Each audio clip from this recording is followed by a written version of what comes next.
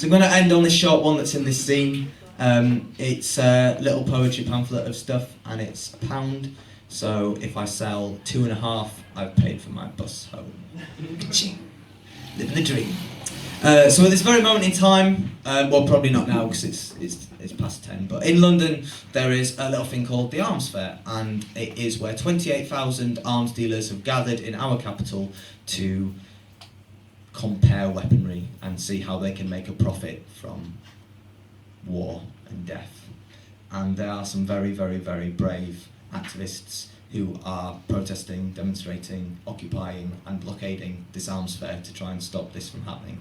And a lot of them are Christian groups and Quaker groups, which are somebody very major in York. So I'm going to do this poem, which is my sort of generic, standard punk anti-war poem. But don't worry, because that may be happening in London, but the University of York makes quite a profit from the arms trade. So this is called Operation Historical Ballistic Accuracy. The past is a foreign country. They do things differently there. And when the governments of the world realised this, they got scared. You see, they had brought peace and stability to the present, but people still lived in the past. So without much hesitation, a new legislation was passed. If yesterday wouldn't conform to free world democracy, then the 21st century would wage war with history. Funds were redirected, conscription introduced, and the public all agreed. The Prime Minister said, we'll spend our money on a giant time machine. The past is clearly full of terrorists and dictators. If today's a safe world, then the past must be unsafe. So let's hurry up and invade. They dispatched aircraft carrier to intercept Viking longboats, sent paratroopers to bypass medieval castle moats. Even the Mongol army surrendered when faced with cluster bombs, while biological weapons reduced the 100 Years' War to a mere day long.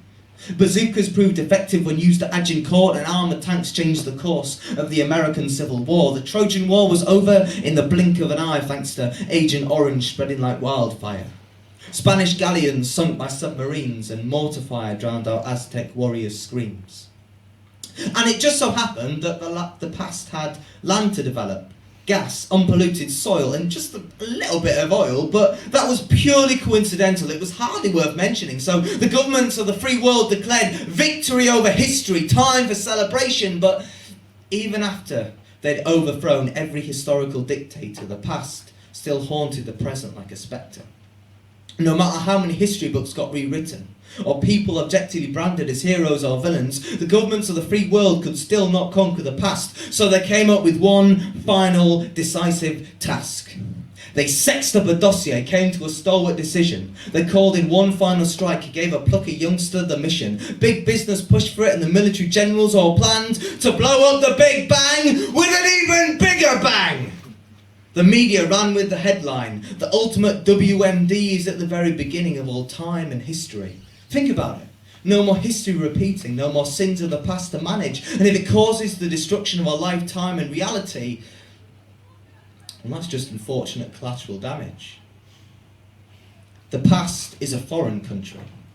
They do things differently there. And it's when the past catches up that the governments of the world get scared. Cool. Thank you very much. Have a great night. Cheers.